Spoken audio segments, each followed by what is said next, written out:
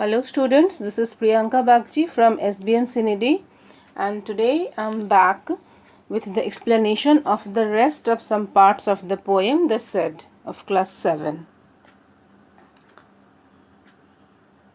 As we have already done these things in my previous video, and next we'll go to discuss the rest few parts of the poem.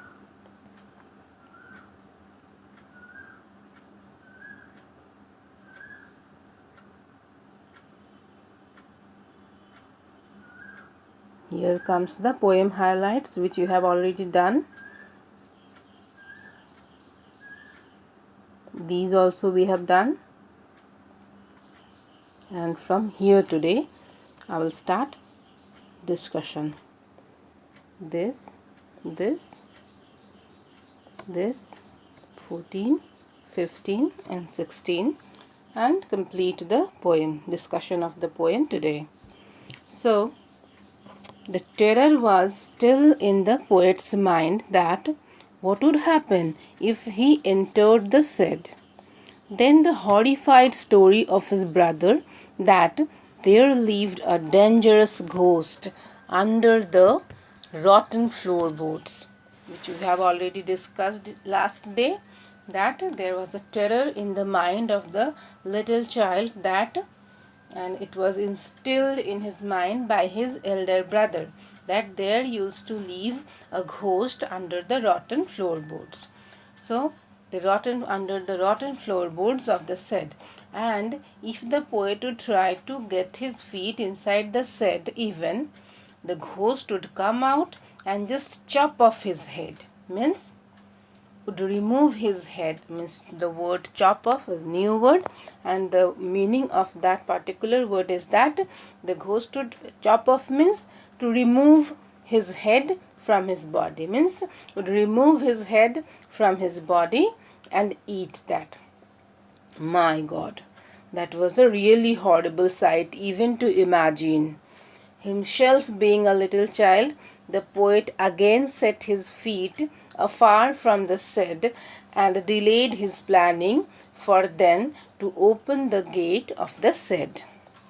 For a while he delayed his planning to set his feet inside the shed, but he did not leave his planning to peep into the shed one day, in spite of all his brother's threatenings and warnings. With this, the third stanza of the poem finishes here. Means, with each stanza development, we see a development in the child himself, physically as well as mentally. The development of curiosity, the zeal to know more. Then, in next stanza, we get that the little child suddenly took a leap from his innocent childishness to a mature boy, who was no more afraid of the terrors created by his elder brother. Means the child now started making differences between facts and myths.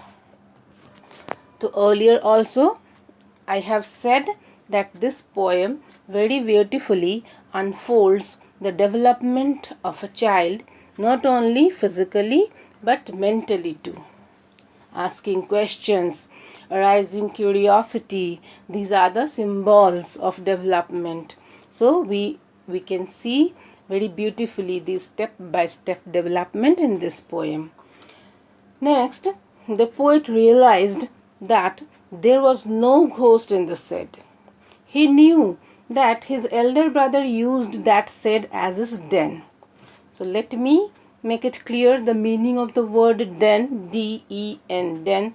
The word den is actually a place where wild animals live, and when we use den, the word den, in living area, it is a small, comfortable room in a house where a person can live alone and relax, where he can keep his personal things hidden. So, the poet had realized that the stories of ghosts that his brother made up were all lies. There was nobody staring or making strange noises. Also, there was no more a spider on that web on the main door. The child realized the truth, so he could not be fooled by his elder brother anymore. One more step taken towards maturity by the little child. However, there was some fear inside him, as he still could not muster enough courage to set his feet inside the shed, even though he listened to the noises coming from the shed every night and had also passed by the shed many times.